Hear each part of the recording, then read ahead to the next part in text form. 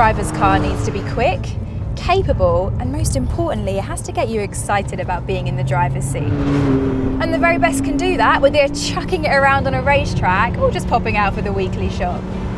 Autocar reckons the McLaren Artura does exactly that. In fact, they've gone as far as naming it Britain's best driver's car.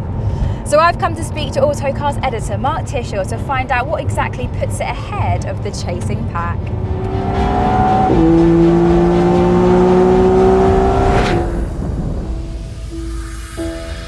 Mark, great to see you. And you. So, Britain's best driver's car, that's quite a claim. How did you go about deciding which car deserves that title?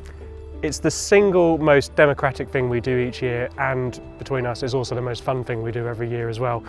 Over 3 days, 6 people, we find a circuit and the roads nearby, and we decide what is Britain's best driver's car.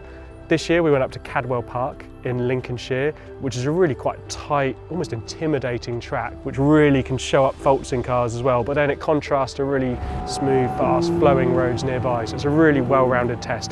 The McLaren Artura blew away the field. It is Britain's best driver's car. Brilliant. And McLaren have made some quite notable updates to the Artura. How much are they a factor in this win, and how have they improved the driving experience?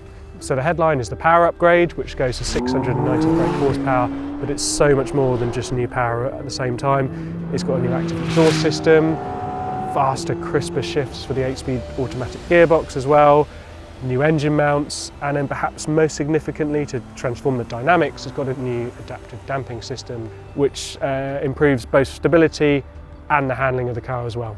So there's clearly been a lot of effort to finesse the performance of the car.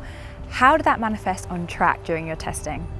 So the Artura was in the contest in 2022 as well, but those updates allowed it to get back in for 2025. It was quite clear it was a very different beast when we got it on track this time, but it's important to say this test is not simply about finding the fastest car. It has to be a very good car on the track and a very good car on the road. To deal with the track, the Artura was fantastic, and it was the fastest as well. It did have the best lap time. It was almost 4 seconds quicker than the second fastest car around Cadwell Park, and through the 4 speed traps we'd set up, it was fastest for all of them as well. However, every time a judge came out, the phrase they kept saying was confidence inspiring. This was a car that's supremely fast on circuit, but it brings you along for the drive with it at the same time. It's got a whole series of features that make it so good on track. The feel from that electro-hydraulic steering is something else. It's so adjustable and accessible. You can attack curbs on the way in, on the way out. You can get the car moving around. You can play with it. You can scroll through the different settings of the powertrain and the chassis as well.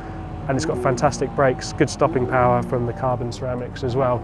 A really, really well-rounded package on track that accessible to almost anyone can get in that car with a bit of training, a bit of experience, and be doing some pretty impressive lap times quite quickly. So it's great on track, but Mark, what's it like when we get it on the road? Is this really a car that can be driven day to day? Absolutely. So it's perhaps the best road car McLaren has yet made in how accessible, how approachable it is. It rides well, it handles well, it can be comfortable, it can be sensible even at the same time. It's easy to place. You can drive it, potter around town in it, drive it in a really benign way. When the heavens open, as it has done in our time in Wales here, it's still a car you can drive and enjoy and not be scared of.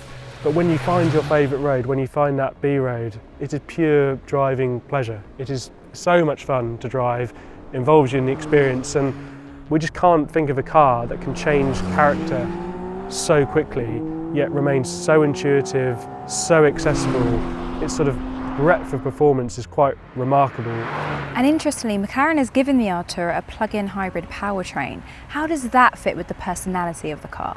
So yeah, electrification is a bit of a controversial topic around supercars like this, because so much with powertrains is the noise, is the immersions, the vibrations, it's things like that. Whereas McLaren has chosen a good system for a car like this, integrating the electric motor between the 3-litre twin-turbo V6 engine and the gearbox as well. So it can do things like start up quietly, which pleases the neighbours and acts as a reverse gear at the same time.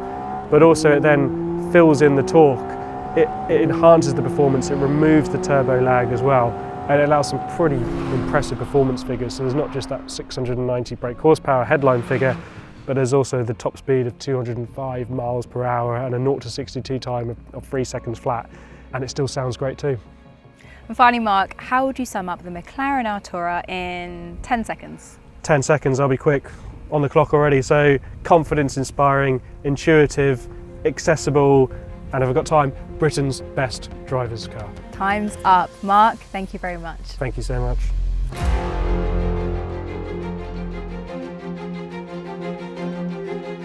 Whatever road you're on, the McLaren Artura is guaranteed to put a smile on your face. And that is why Autocar has crowned it as Britain's best driver's car.